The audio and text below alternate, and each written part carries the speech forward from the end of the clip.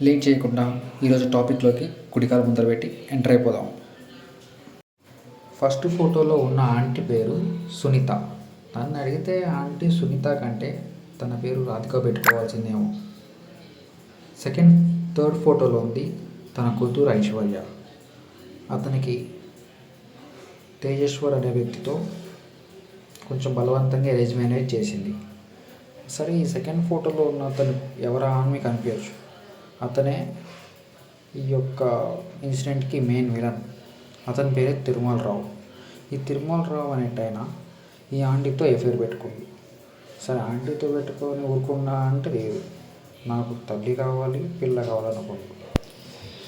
తిరుమలరావు ఒకటే అన్నాడు ఐశ్వర్యతో, మన ఇద్దరం కలిసి ఉండాలంటే ఒకటే మార్గం, అది తేజస్వర్ని చంపేద్దాం.